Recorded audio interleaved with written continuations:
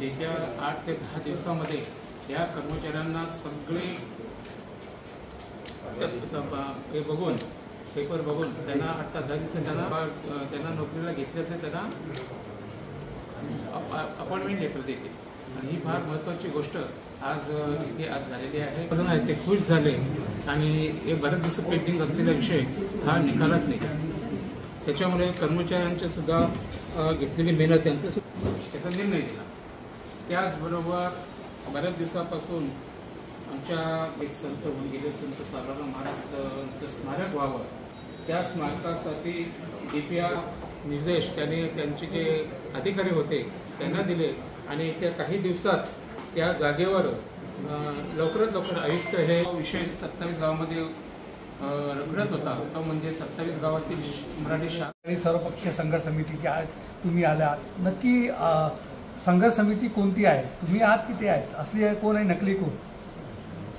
आमची जी संघर्ष समिती आहे ती जुनी संघर्ष समिती आहे। आमचे अध्यक्ष मागच्या 15 वर्षापासून गंगाराम शेलारच आहेत। त्याच्यामुळे आम्ही अध्यक्ष बदलले नाही। काही पदाधिकाऱ्यांनी नवीन संघटना स्थापनेचा प्रयत्न केला, त्याच्यामुळे नवीन कोण हे तुम्हाला माहिती आहे आणि जुने आम्ही ते आज काही येत नाही। या 27 गावाच्या कामासाठी नेहमीच आम्ही इथे येत असतो।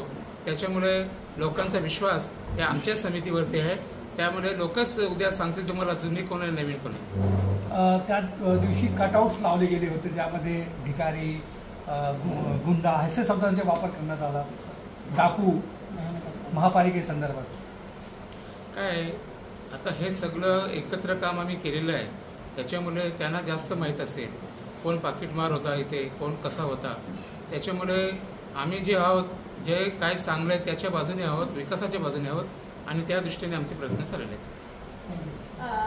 तेव्हा आम्ही विचार केलेला नाही, कारण आमची समितीची जी मिटिंग या बाबतीत चर्चा काय झालेली नाही आणि त्या दृष्टीने 2 लाखाचा किंवा 3 लाखाचा जे मोर्चा काढत असतील तर चांगली गोष्ट आहे, त्यांनी जमा करावं ना।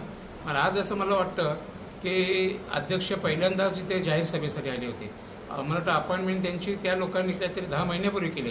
एवढा उशीर होण्याचं कारण काय आहे, हा सर्व प्रश्न आहे। बाहेरून त्यांना अध्यक्ष करावा लागला ते असं आमचं असं काही ठरत नसतं, कारण याच्या आधी सुद्धा राजाराम साळवी होते, याच्या असे दिबा पाटील साहेब होते, गंगाराम शेलार सुद्धा 27 गावांच्या बाहेरचा का आतला याच्यापेक्षा वेळ कोण देणार आहे आणि या 27 गावांच्या जनतेची नाल कोणाशी जोडलेली आहे। त्याच्यामुळे 27 गावांची जनता जी आहे, आज 499 कामगार इथे आहेत, ते सगळे गावागावातील आहेत, ते सगळे नाराज आहेत लोकांवरती। काय कारण त्याचं त्यांना विचारा तुम्ही।